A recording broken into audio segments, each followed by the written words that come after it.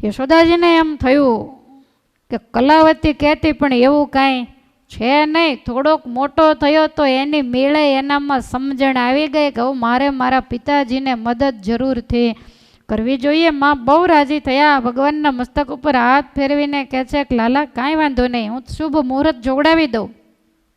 કારણ કે કોઈ પણ ધંધો પહેલાં વહેલા શરૂ કરવો હોય તો એમાં મુહૂર્ત, આ લોકોનો પશુપાલન એ તો ધંધો છે. એટલે માં બહુ રાજી થયા. ભગવાન કહે છે કે માં મને એક સરસ મજાની વાંસળી લાવી આપ, મને વાંસળી વગાડવાનો બહુ શોખ છે. એટલે માએ સરસ મજાની પરમાત્માને બંસરી લાવી દીધી છે.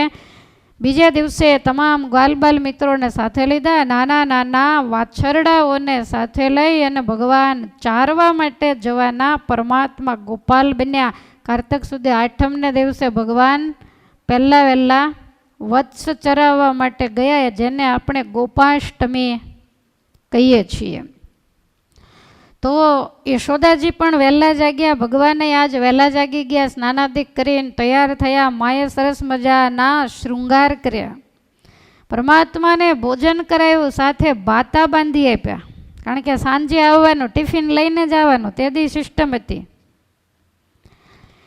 અને પરમાત્માને જ્યારે નીકળવાનો સમય થયો ત્યારે માએ દહીં અને સાકર ચખાડીને બે ભાઈઓને શુકન કરાવ્યા. માં દરવાજા સુધી મૂકવા ગયા અને વળીને દાઉને કહે છે કે બલરામ તું ધ્યાન રાખજે, કારણ કે લાલો બહુ તોફાની છે.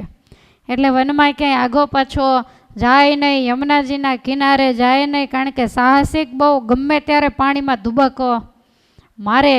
અને ભગવાનના બાલમાં કુમકુમનો ચાંદલો કરી અને ભગવાનને માં કહે છે કે લાલા વનમાં બહુ દૂર જઈશ નહીં, વને વસંતી આવું કહા, વનમાં મોટા મોટા બાગડાઓ રહેતા હોય, તારે જેવા નાના છોકરાઓને ખાઈ જાય, માટે નજીકમાં રહી અને સૂર્ય અસ્ત થાય ત્યાર પહેલાં વ્રજની અંદર આવી જાઓ. માના વચનને મસ્તકે ચડાવી અને આજ ભગવાન 5 વર્ષની ઉંમરે 6ઠ્ઠા વર્ષમાં બેઠા નાના નાના વાછરડાઓને લઈ અને વૃંદાવનની અંદર ચારવા માટે જાય. વૃંદાવનની ધરતીના એક કણ કણ આજ આનંદથી નાચી રહ્યા છે. તમામ વૃક્ષો ડાળીઓ હલાવી હલાવીને પરમાત્માનું સ્વાગત કરે છે. વર્ષો સુધી તપશ્ચર્યા કરી, ત્યારે આજ અમારી તપશ્ચર્યા ફળીભૂત થઈ. આજ તમારી પાવન પગલીઓ અમારી નીચે પડશે, તમારા કોમળ ચરણારવિંદનો અને હસ્તકમળનો સ્પર્શ અમને થશે. બધાય અતિશય આનંદિત છે. યમુનાજીને પણ આજ ક્યાંય આનંદ સમાતો નથી. બીજા બાળકોને સાથે લઈ ભગવાન યમુનાજીના કિનારે રમે છે અને વાછરડાઓ એની રીતે સરસ લીલું ઘાસ જોઈ અને ચરે.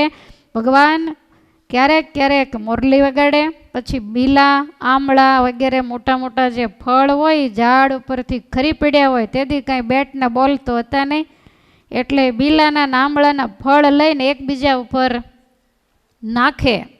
યશોદાજીએ ચરણમાં ઝાંઝર પહેરાવ્યા છે. ભગવાન ચાલે ત્યારે ઝાંઝરની ઘૂઘરીઓના ગમકારા બોલે. ભગવાન જોર જોરથી ધરતી ઉપર ચરણારવિંદ મૂકે. કોઈક વળી વાછરડાની જેમ 4 પગે ચાલે, કોઈ મોર ટહુકો કરે એની સામા ટહુકા કરે, કોયલના ટહુકા સંભળાય તો બધાએ ગોવાળિયાઓ એના જ જેવા ટહુકા કરે. બધાય અતિશય આનંદ કરી રહ્યા છે. શુકાચાર્ય કહે છે કે હે રાજા, એ જ વખતે કદાચિત યમુના તીરે વત્સાંચારયતો સ્વકૈ વયસ્યે કૃષ્ણ બલયોર, વયસ્યે કૃષ્ણ બલયોર જીગાંસુર દૈત્ય આગમા, જીગાંસુર દૈત્ય આગમા, જીગાંસુર દૈત્ય આગમા, જીગાંસુર દૈત્ય આગમા, વયસ્યે કૃષ્ણ બલયોર જીગાંસુર દૈત્ય આગમા,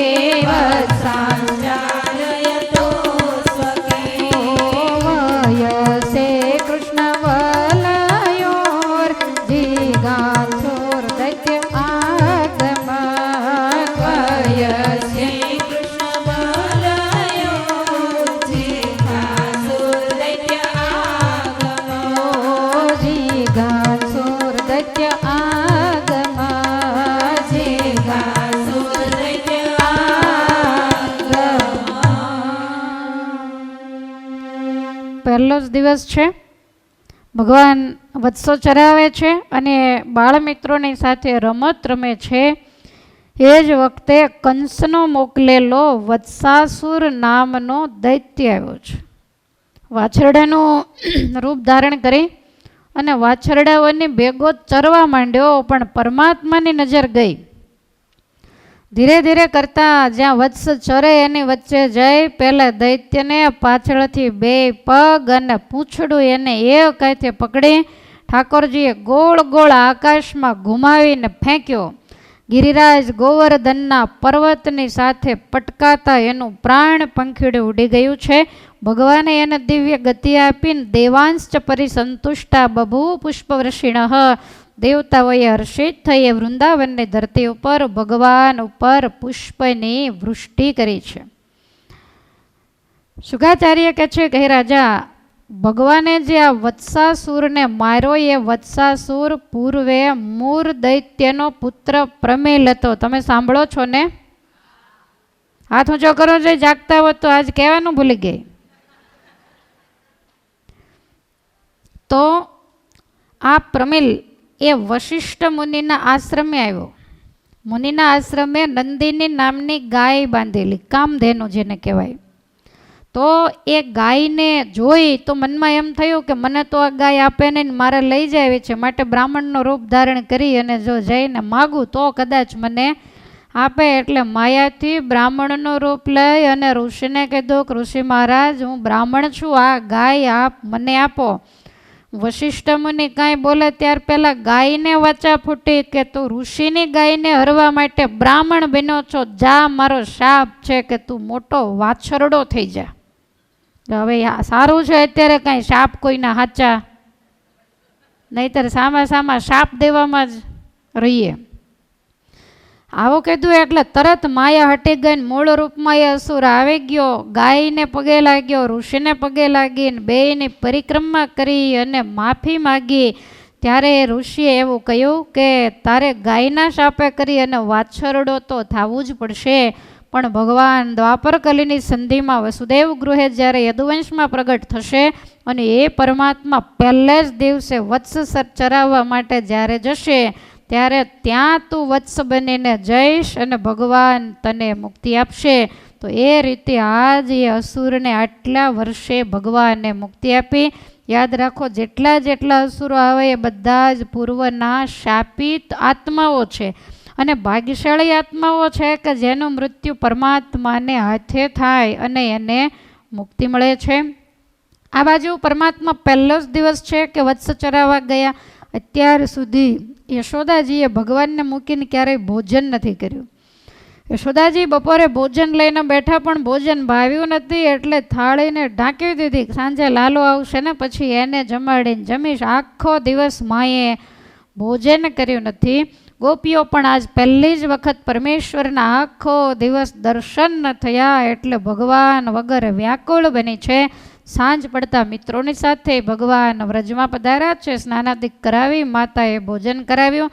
ગોપીઓએ પણ પરમાત્માના દર્શન કર્યા અને સાંજે દાવું કહે છે કે માં, આજ પહેલો જ દિવસ ને આજ કેટલો મોટો રાક્ષસ વાછરડો બનીને આવેલો, તે લાલાએ એને મારી નાખ્યો. યશોદાજીને બહુ આશ્ચર્ય થયું કે અમારા પૂર્વજન્મના પુણ્ય કે વારે વારે અમારા લાલાની ભગવાન રક્ષા કરે છે. બધી જ ગોપીઓને પોતપોતાના દીકરાઓએ પણ કીધું કે આજ લાલાએ એક બહુ મોટો વાછરડો એનું રૂપ લઈને અસુર આવેલો, એને મારી નાખ્યો. ગોપીઓને પણ ખૂબ જ આશ્ચર્ય થયું છે. આવી રીતે નિત્ય દિવસ ઉગે અને ભગવાન વત્સ ચરાવવા માટે જાય છે. શુકાચાર્ય કહે છે કે રાજા, એકવાર ભગવાન વત્સ ચરાવે છે, એમાં બપોરનો સમય વાછરડાઓને તરસ્યા જાણી અને ભગવાન નદીને કિનારે એને પાણી પાવા માટે ગયા. તમામ ગ્વાલબાલ મિત્રોએ પાણી પીધું, વાછરડાઓને પાણી પાયું અને એ જ વખતે હે પરીક્ષિત, સવૈ બકો નામ મહાન સુરો બક રૂપ ધ્રુક આગત્ય સહસા કૃષ્ણમ તીક્ષ્ણ તુંડોગ્ર સદ્બલે તીક્ષ્ણ તુંડોગ્ર સદ્બલે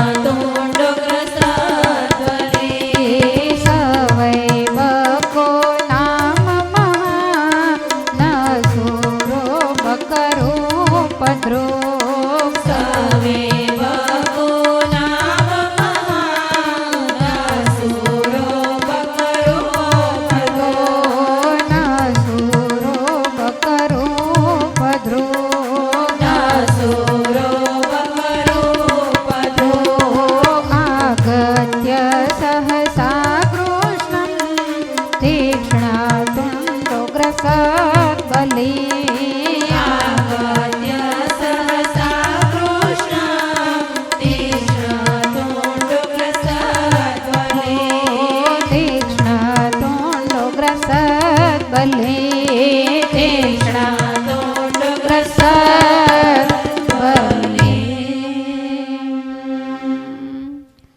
કંસનો મોકલેલો બકાસુર નામનો અસુર આવ્યો છે, બહુ મોટું બગલાનું રૂપ ધારણ કરીને. બગલો કેવડો હોય? આવડો.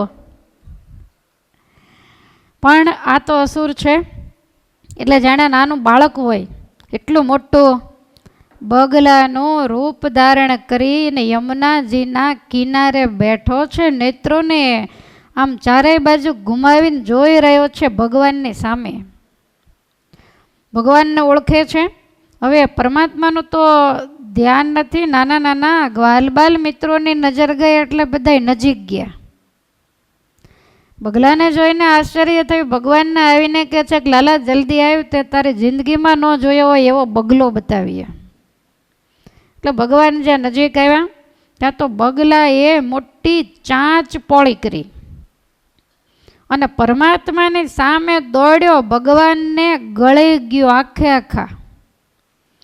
બલરામજી સિવાય જેટલા ગ્વાલબાલ મિત્રો હતા એ તો આ જોઈ અને બેભાન થઈને ધરતી ઉપર ઢળી પડ્યા. બલરામજી તો ભગવાનના પ્રતાપને જાણે છે. ભગવાને તરત જ એના શરીરમાં જઈ અને અગ્નિ ઉત્પન્ન કર્યો. તાળવું બળવા માંડ્યું એટલે પરમાત્માને પાછા બહાર કાઢી નાખ્યા. અને ભગવાનને ચાંચમાં જ્યાં પકડવા માટે જાય, ભગવાને આડસોડે ખેસને બરોબર બાંધી, કછોટો વાળી, બંસરીને કમરે લગાવી અને ભગવાને દોડીને બગલાની ચાંચના 2 ભાગ પકડ્યા. અને પરમાત્માએ જોર કરી અને ચાંચેથી બગલાને આખે આખો ચીરી નાખ્યો. અને દેવતાઓએ દુદુંબી વાજા વગાડીને જય જયકાર કર્યો છે. ભગવાને બકાસુરને દિવ્ય ગતિ આપી છે. આજે બકાસુર છે એ પૂર્વે હયગ્રીવનો પુત્ર ઉત્કલ નામે હતો. આમાં બધાના પૂર્વજન્મ ભાગવતમાં નથી લખ્યા, પણ ગર્ગ સંહિતા, શ્રી કૃષ્ણ જન્મખંડ એવી બધી જગ્યાએ આ બધી કથાઓ લખેલી છે. તો આ હયગ્રીવનો પુત્ર ઉત્કલ હતો તે એકવાર જાંજલી મુનિના આશ્રમે ગયો. જાંજલી મુનિનો આશ્રમ હતો સિંધુ સાગર સંગમે. સિંધુ નદી અને સમુદ્ર એ બેયનો જ્યાં સંગમ થાય ત્યાં આનો આશ્રમ હતો. તો ત્યાં આ ઉત્કલ જઈ અને જાળ નાખી અને માછલા પકડવા માંડ્યો. ઋષિની નજર ગઈ એટલે ઋષિએ ના પાડી, કાંઈ મારી આજુબાજુમાં આવું પાપ કામ તું કરીશ નહીં, ક્યાંક દૂર જતો રહે.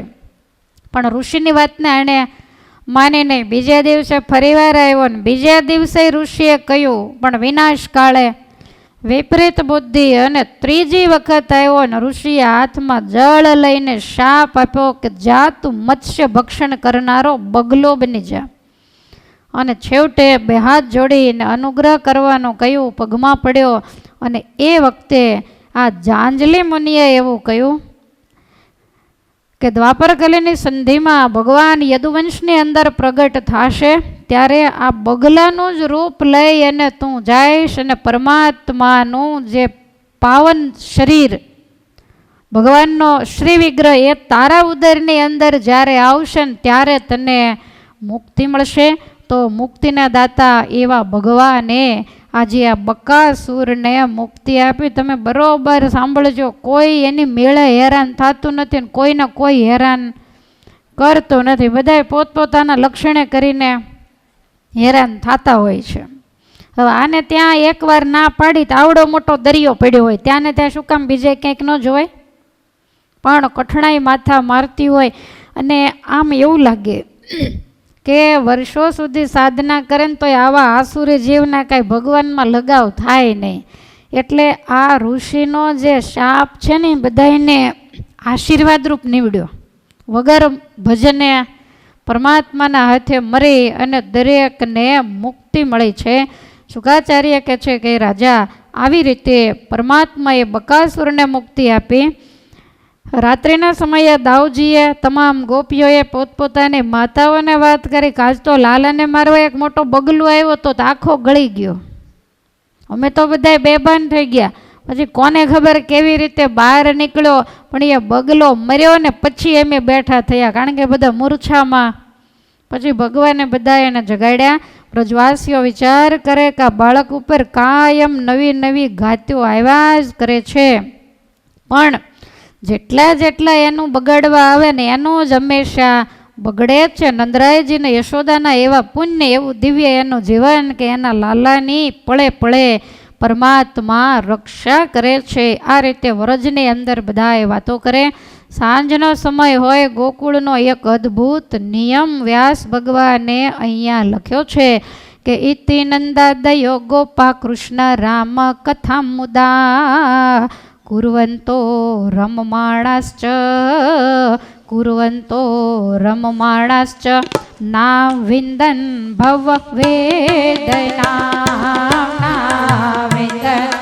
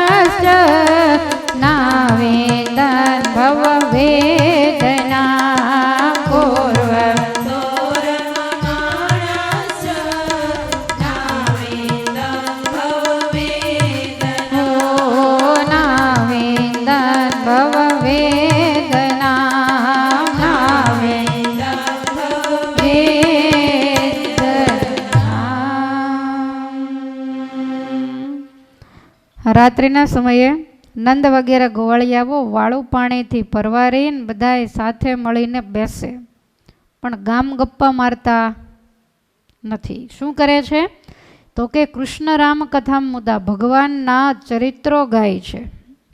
શાસ્ત્રો પુરાણો વગેરે સાંભળ્યા હોય તો એની વાતો કરે છે અને ભગવાનની લીલાઓને ગાનારા એવા વ્રજવાસીઓને ના વિંદન ભવ વેદનામ, એને આધિવ્યાધિને ઉપાધિ ક્યારેય પણ અડતી નથી. આપણને આધિવ્યાધિની ઉપાધિ ક્યારે નડે?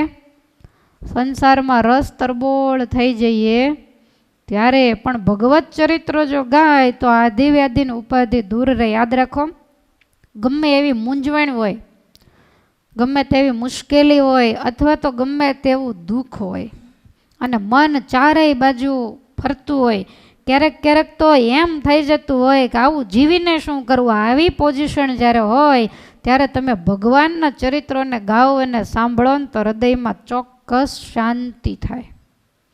અને મરવાથી કાંઈ કોઈ દુઃખ ઓછા થઈ જતા નથી. જેટલું ઓછું થાય, જેટલું કપાય એટલા કર્મને કપાવા દેવા અને પરમાત્માના લીલા ચરિત્રોને ગાયા કરવા, ભગવાનનું નામ સ્મરણ કરવું. ભગવાનના એવા ભક્તો, એવા સંતો થઈ ગયા હોય તો એના જીવન કવન એને ગાયા કરવા અને સાંભળ્યા કરવા.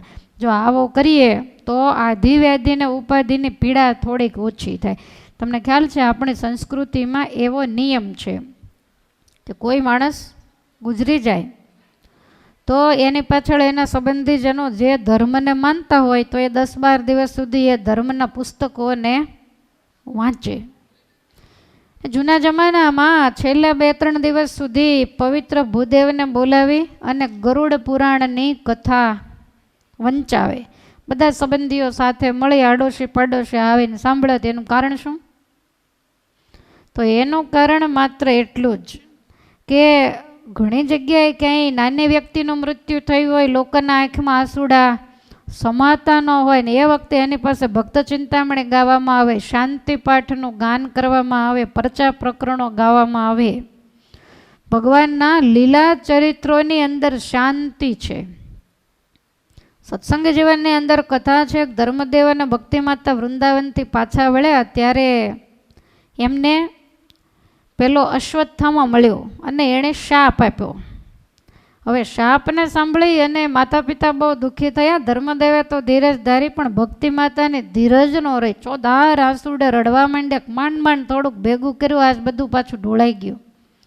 અને એ વખતે ધર્મદેવે રામાયણના સુંદરકાંડની કથા ચાલુ કરીને ભક્તિ માતાને કેમ સવાર પડી એ ખબર ન રહી. એટલે કથા છે ને એ દુઃખ ભૂલવાડે છે.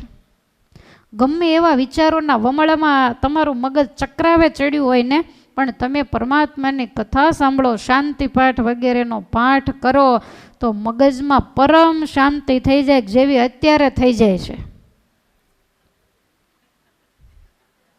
શાંતિ ક્યારે થાય? કથામાં. ઊંઘ ક્યારે આવે? જ્યાં શાંતિ હોય ત્યાં જ ઊંઘ આવે. આ સૃષ્ટિનું સર્જન થયું ત્યારથી આરંભીને આજ સુધી ક્યાંય એવો દાખલો નથી કે વરરાજો વરની માં માંડવામાં બેઠી બેઠી ઝોલા ખાતી હોય. તમારી આગળ છે દાખલો? નહીતર કેટલા થાક્યા હોય, કેટલા ઉજાગરા, રાતે મોડું થયું હોય, સવારમાં વહેલી જાન જોડી હોય. અને આને તો આમ થાય દીકરાને પરણાવવાનો હોય, વહુ આવવાની હોય તો અઠવાડિયાથી ઊંઘ ઉડી ગઈ હોય, ક્યાંય હરખમાં તો ન હોય, પણ છતાંય એને ઊંઘ ન આવે. તો તમે કાલ બહુ મોડે સુધી જાગ્યા ને હવે 3 વાગ્યા પાછા જાગી ગયા, એવું હતું? કારણ કે આ શાંતિનું સ્થાન છે. આધિ વ્યાધિ ને ઉપાધિ બધું અહીંયા તમે બહાર ચપ્પલ કાઢો ને ત્યાં બધું પડ્યું રહે. પછી પાછા ચપ્પલ પહેરો એટલે હવની ભેગું આવી જાય. પોતપોતાનો મુદ્દા માલ લઈ જવાનો. કોકના ચપ્પલ તો પહેરવા જ નહીં, નહીતર એની આધિ વ્યાધિ ને ઉપાધિ પાછી ચપ્પલ ભેગી જ આવે, એ ત્યાં જ બેઠી હોય હાંચવીને. આપણા જડે તો ભલે, ન જડે તો માનવું કે મારી આધિ વ્યાધિ ને ઉપાધિ કોક લઈ ગયો. એટલે શાંતિ પરમાત્માના ચરિત્રોમાં છે. ભગવાનના ચરિત્રો ગાવા તો અમને અનુભવ છે કે કોઈને ત્યાં એવું નાનું મૃત્યુ થયું હોય અને સહજ છે, ઘરનો મોભી હોય, પાલન પોષણ કરનારો હોય, નાના નાના બાળકો હોય, સ્ત્રીની ઉંમર નાની હોય ને એવી રીતે જ્યારે મૃત્યુ થાય ત્યારે આપણે ઘણી ધીરજ આપીએ, પણ ભાઈ એ તો વીતી હોય એ જાણે. અને અત્યારનો આ સમય, આ કળિયુગની અંદર નાની ઉંમરની સ્ત્રીએ જે એકલા રહેવું એ કાંઈ સહેલી વાત તો નથી. એટલે દુઃખ તો હોય જ, પણ આપણે એને ખૂબ સમજાવી અને એની પાસે ઘણીવાર ભગવાનના ચરિત્રો ગાતા હોઈએ ને તો આંખના આંસુડા સુકાઈ જાય ને તલ્લીન થઈને એ ચરિત્રોને સાંભળતા હોય. પૂર્વે મોટા મોટા જે ભગવાનના ભક્તોને જે નાની નાની ઉંમરમાં દુઃખો આવ્યા એની ગાથાઓ જ્યારે ગવાતી હોય ત્યારે હૃદયની અંદર શાંતિ થાય ને હૈયામાં આ પડવા માંડે કે સંસાર દુઃખરૂપ જ છે.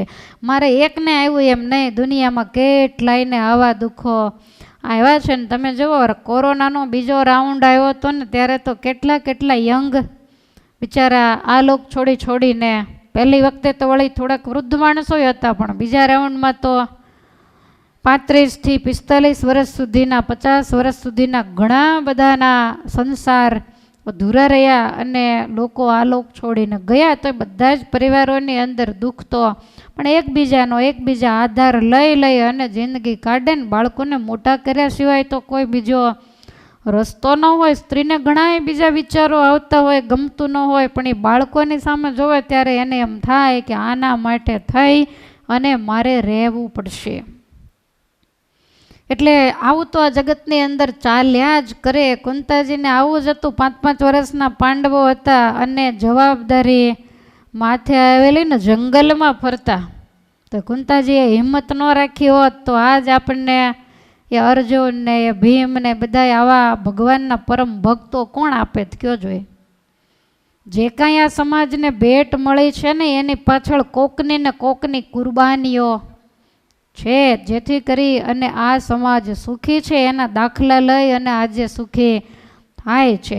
એટલે ગમે ત્યારે જીવનમાં મુશ્કેલી, ઘરમાં કંઈક બોલાચાલી થઈ હોય ને મન ચક્રાવા ચડ્યું હોય, અંદરથી ક્રોધના આવેગ આવતા હોય, રીસના આવેગ આવતા હોય, તો એ સમયે પણ કથા લઈને બેસી જાઓ. પછી બીજાને રીસ ચડે એમ જોરથી મૂકીને નહીં, તમે તમારી રીતે તમારું કરો, અથવા તો શાસ્ત્ર લઈ અને વાંચવા બેસો, એમાં પરમ શાંતિ છે. વ્રજની અંદર પરમાત્મા 11 વર્ષ ને 52 દિવસ રહ્યા, ત્યાં સુધી આધિવ્યાધિને ઉપાધિએ પ્રવેશ નથી કર્યો. માટે આપણે પણ જો પરમાત્માના ચરિત્રો ગાતા રહીએ ને સત્સંગના રંગે રંગાયેલા રહીએ, સાધુ સંતોના સમાગમમાં હર હંમેશ રહીએ, તો આધિ વ્યાધિ અને ઉપાધિ જીવનમાં આવે પણ એ આપણા માટે બહુ બાધારૂપ ન બને. એ આધિ વ્યાધિને ઉપાધિમાં આપણે ધીરજ રાખી શકીએ. ખ્યાલ આવે છે? આપણું જે જીવન છે ને એ રેલવે લાઈન જેવું સીધું નથી. એ તો ગંગાજીના પ્રવાહ જેવું ચડાણ ઉતરાણ ખાડા ખડિયા આવ્યા જ કરે. ક્યાંય કે ગંગાજી પર્વત ઉપરથી આમ ટેકરા ઉપરથી એની ધારા પડતી હોય ને ક્યાંક ઊંડી ખાઈમાં પણ વહેતા હોય. એટલે ગંગાના પ્રવાહ જેવું વાંકું ચૂકું આપણો જીવન છે. એટલે મુશ્કેલીઓ તો આવે જ, પણ એ મુશ્કેલીઓની વચ્ચે જે ધીરજ રાખીને પરમાત્માની નિષ્ઠા રાખે, ભગવાનને જે પકડી રાખે, તો પરમાત્મા એની ચોક્કસ સહાય કરે છે, એને ધીરજ આપે છે ને એનું જે ગાડું છે એ છેક સુધી પરમાત્મા પોતે ચલાવે. પણ હિંમત જોઈએ. પરીક્ષા તો દરેકના જીવનમાં આવે, પણ આપણને ટાઈમે લખતા આવડવું જોઈએ તો જ પાસ થવાય. માટે ગમે ત્યારે ભગવાનને પ્રાર્થના કરું, મહારાજ બધા એને સુખિયા રાખે, પણ હવે આ જિંદગી છે એટલે પરીક્ષા તો ઠાકોરજી લેતા હોય, પણ એમાં મક્કમ થઈ મહારાજનો દ્રઢ આશરો નિશ્ચય ને ભગવાનમાં પૂરેપૂરો ભરોસો કે મારો કે તારો મને આશરો તમારો. તમે મારો તોય ભલે ને તમે તારો તોય, તમે મને રોવરાવીને રાજી હો તોય ભલે ને તમે મને ખુશ રાખીને રાજી થાવ તોય ભલે, મારે તો એક તમારો જ આશરો, તમારો આશરો તમારો જ મારે આધાર છે. આવી સમજણ રાખી અને જે જીવન જીવે ને એને ભગવાનનો ખરો ભક્ત કહેવાય. અને મહારાજને સમજણવાળા ભક્ત ખૂબ જ ગમે છે. ક્યાંય પણ કુટુંબ પરિવારમાં આડોશ પાડોશમાં ક્યાંય આવો અણઘડતો બનાવ બન્યો હોય તો એક માણસ તરીકે આપણી પવિત્ર ફરજ છે. તમને ઠાકોરજીએ આપ્યું હોય, આડોશ પાડોશમાં ક્યાંય બેન એકલા હોય, ભાઈ હાજર હોય નહીં, બાળકો નાના હોય, એની નાજુક પરિસ્થિતિ હોય, તો હું તમને ખાસ ભલામણ કરું છું કે તમે ક્યાંય મંદિરોમાં નહીં આપો તો ચાલશે. એને જરૂર નથી, એને દેનારા ગણાય છે. ક્યારેય અમારી લાઈફમાં એવો દિવસ નથી ઉગ્યો ત્યાગાશ્રમમાં આવ્યા પછી અમે ભૂખ્યા સૂતા હોઈએ. કારણ કે 1000 હાથવાળો દેવાવાળો બેઠો છે, તમે મંદિરોમાં નહીં દો તો જરૂર નથી, પણ તમે આવા નિરાધાર કુટુંબોને ભણવામાં, એને કાંઈ વસ્ત્ર બીજું ત્રીજું, એના કાંઈક લગ્ન પ્રસંગો હોય ત્યારે તમે એને મદદ કરો. કારણ કે નિરાધાર એવી એકલી સ્ત્રી એ ક્યાં હાથ લાંબો કરવા જાય? અને અત્યારે સમય કેવો છે, કોઈને ત્યાં હાથ લાંબો કરવા જાય ને 1-2 વખત જાય એટલે દુનિયા ન કરવાની વાતો કરે. અત્યારે બધાની દ્રષ્ટિમાં કળિયુગ વાસ કરીને રહ્યો છે. પણ યાદ રાખો કે જ્યારે પુરુષની ગેરહાજરી હોય ને ત્યારે ટોટલી જવાબદારી સ્ત્રીની. તમારે 5 દી 12 ગામ ગયા હોય તો હાજા ગગડી જાય બધાના જવાબ દઈ દઈને. તો કાયમને માટે જે એકલા થઈ જાય એને સંસારના કયા કામ ન કરવા પડે? અને અત્યારે સ્કૂલો હોય તો છાશવારે ત્યાં વાલી મિટિંગો ને બીજું ત્રીજું, તો ગયા વગર કોઈ રસ્તો નહીં. એટલે વારંવાર જાય તોય સમાજ બોલે કે એકલી છે તો ક્યારેય ઘેર નથી રહેતી, તેનો વ્યવહાર તમે કરવા જશો? એને કરવું તો પડશે, એને કોણ કરશે કયો જોઈ? તો એવા સમયે એને સાથ આપવો બહુ જરૂરી છે. હું તો એવું કહું છું કે તમે દેવ મંદિરની અંદર સંતોને રસોઈમાં બીજે ત્રીજે ક્યાંય બાંધકામમાં આપો ને એના કરતાં આવા લોકોને મદદ કરો ને ઠાકોરજી અનહદ રાજી થાય. કારણ કે આ બધા જીવતા જાગતા મંદિરો છે, આ ચૈતન્ય મંદિરો છે ને પેલા જળ મંદિરો છે. અને ત્યાં આપનારા આસ્થાના કેન્દ્ર હોય. દુનિયા ઘણી બધી બેઠી છે, પણ તમારી આજુબાજુમાં કોઈ દુઃખી એની દુનિયાને ખબર નથી, તમને ખબર છે. માટે એની મદદ તમે કરજો. અમારે રસોઈની જરૂર નથી, અમારે સાડીઓની પણ જરૂર, અમારે દક્ષિણાની જરૂર. અમે તો ગમે ત્યાંથી દાળ રોટલા ભેગા કરીને ખાઈ લઈશું, અમારે કાંઈ ટાણા પ્રસંગ આવવાના નથી. પણ જે અટવાયેલા હોય, જે મૂંઝાયેલા હોય, એની મૂંઝવણને દૂર કરો. જે પારકા કામ કરી ટૂંકા પગારની અંદર ટૂંકા રૂપિયામાં ઘર ચલાવતા હોય ને એને ત્યાં કોઈને ગંભીર બીમારી આવે તો એના દવાખાનાના બિલ તમે ચૂકવી દો. અને એમાં કંજૂસાઈ કરશો ને હાલતા ઠેબું આવશે તો કેટલાયની અડશે. ખ્યાલ આવે છે? બીજાની જો મદદ કરશું તો ભગવાન પળે પળે આપણી રક્ષા કરશે. ભગવાને આપણને માણસ બનાવ્યા છે. यही पशु प्रवृत्ति है जो आप ही चरे वही मनुष्य है कि जो मनुष्य के लिए मरे. એકલો એકલો ચરે એને પશુ કહેવાય.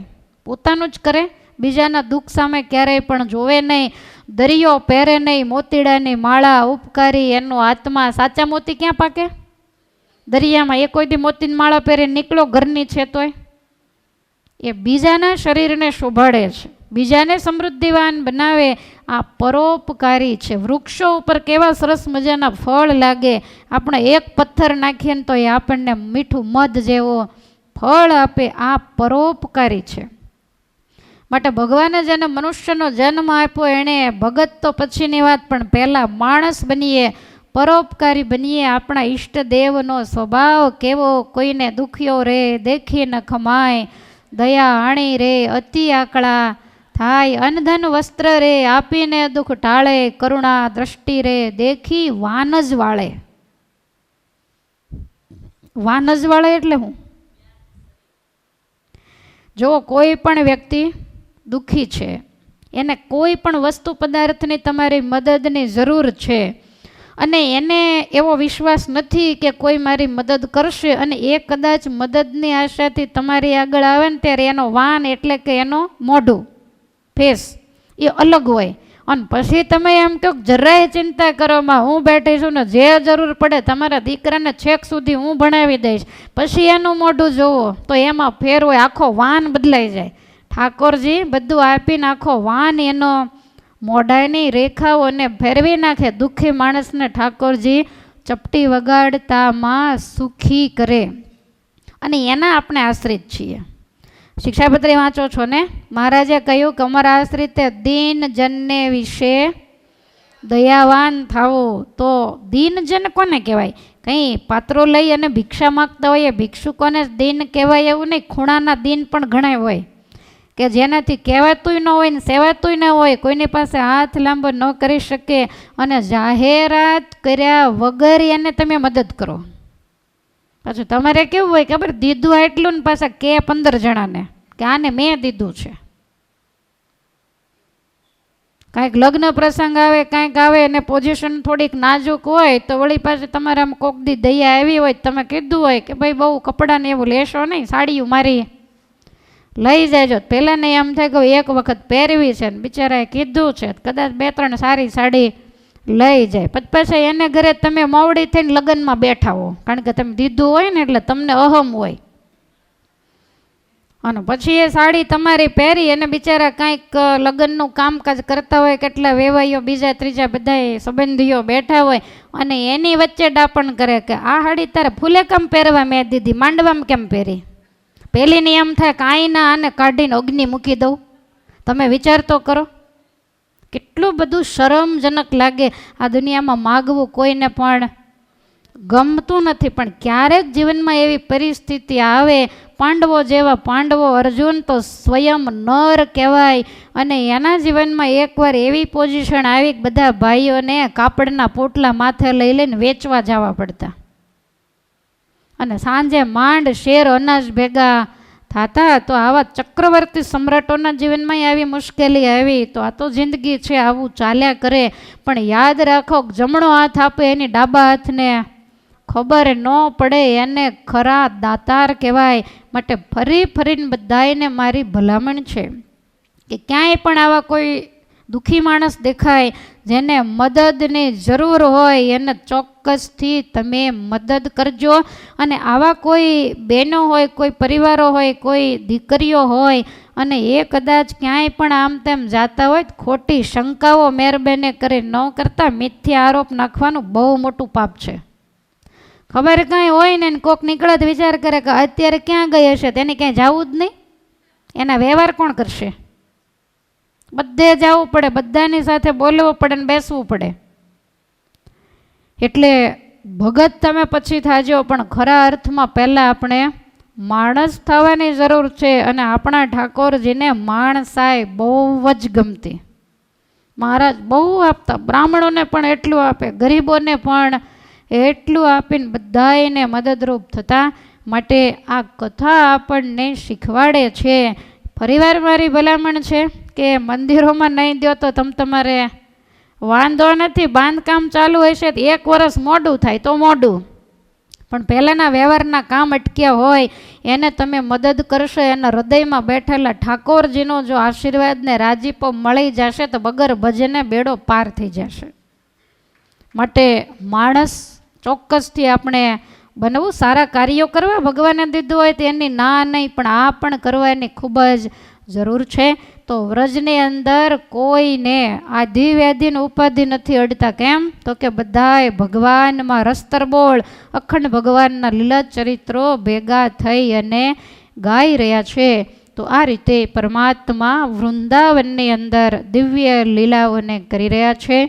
આગળની જે કથા એ બપોર પછી 3:30 વાગે, અને આજે આપણે બપોર પછી ગોવર્ધન ઉત્સવ અને રાસોત્સવ, કારણ કે હવે થોડુંક સ્પીડ રાખવી પડશે, ધીમે ધીમે હવે મેળ આવે એવું નથી.